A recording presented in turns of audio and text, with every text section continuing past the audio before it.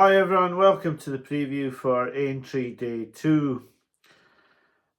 I have found making the video today very difficult because of the lack of jockey bookings for the Topham.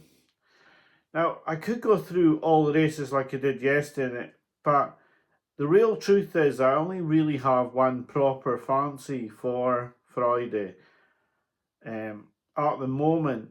Now, I may like a horse in the Topham as well, but I wanted to see who was going to ride the horse, and at nearly 2 o'clock on Wednesday, I still can't find out who's riding Glenn Gooley, James De Burley, and Blue Lord. So it's quite frustrating. It's pretty similar in the race, the first race. Dancing City and Key de Bourbon don't have jockey bookings yet either. So although I fancy horses in those races, I feel I have to get my video up. Now, I do think Romeo Coolio is going to win, but he's even money. There's no point in really talking about that race.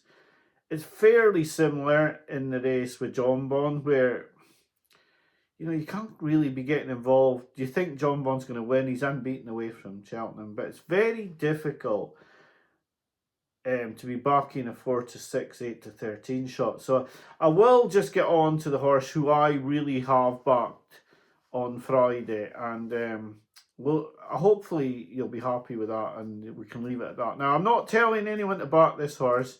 I'm not saying that I've got any sort of information in it, but it's a horse I've been looking at, wanting to back for a while now, and the price is just absolutely collapsing on the horse, sadly. And it's in the 5:15. Now, I did sort of hope it would get in the 2 mile 4 handicap hurdle. It hasn't, but it's got into this one, the 2 mile and half a furlong race, maybe a little short. But I've backed Hamsiyaan of Tony Martin's, and I consider this being a real gamble. It already is being bet. Now, I've managed to get 18 to 1 as soon as the prices came up on this horse. The best I can see at the moment is 14 to 1. I would say it's probably value down to around 10 to 1. After that, I wouldn't really want to be getting involved. I do think that the horse has got a good chance each way. I think it's got a good chance of winning, actually, but I wouldn't back it any less than, say, 10 to 1 would be the absolute minimum. I think if you can get the 14s or the 12s, I think maybe 12s is about the limit, but a lot of firms are 11s. After that, then you're talking about, a short price for a horse who's, that I've got 18 to 1 about just before 12 o'clock, and now at 2 o'clock it's already only best price 14s, and that's only with Paddy Power and I presume with Betfair as well. Like I say, it's very difficult these days. If you don't put the horse up very quickly, then the price goes. And looking at the rest of Friday, it's difficult to find horses who would actually be wanting to back. And the price just goes so quickly on anything that you do fancy, that if you do want to put it up and say to people, yes, I've backed this horse, then you've got to be very quick, or the prices just evaporate. So this horse will, provide me with a decent win, should it win.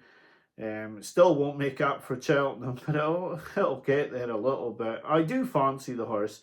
I think he's got a great chance. I just completely write off his run at Musselburgh.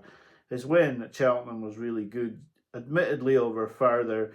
I think you just have to, these days, if you feel that you've got a bit of an edge, you've just got to put the horse up and hope that you're correct. And if you don't put it up very quickly, then the price just goes, and then nobody, gets a chance to get on. I'm not saying this horse is going to win. Like every horse I put up, and this season especially, things have just gone as, if it could go wrong, it did go wrong. I mean, I've managed to get Final Demand beaten in the Turners. I managed to get Lamba beat in the Triumph. So, I'm probably going to manage to get this beat as well. But I'm going to put it up as my main selection on Friday. Now, if I do find another one that I really like, I'll maybe put that up as selection 2 for Friday. But I wanted to do a daily preview for each day, but with this nonsense with the jockey bookings going on, it really is frustrating. But if I want to put this video up, then I'm going to have to put it up very, very quickly. So I've backed in the 5:15 Hamsiyaan, 5:15 on Friday, and I've backed it at 18-1. But the best you can get already is only 14-1.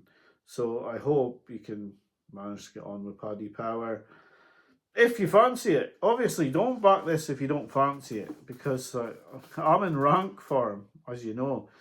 But yeah, I do fancy this horse, and hopefully it'll run a good race for me. And I am fairly confident it'll run a decent race, and it'll probably finish 6th, badly hampered, and should have won. That's the way things are going at the moment for me. But I really hope for a good horse, good run from this horse, and I'll wish you good luck if you come in behind me. But yeah, I do like this horse. Hopefully Tony Martin can get a winner at Aintree. And yeah, it would turn my season around a little bit. So thanks for watching the video. Anything else I'll put up later, and I'll obviously have a preview of day 3 at Aintree, including the Grand National, up tomorrow. Thanks for watching. Bye for now.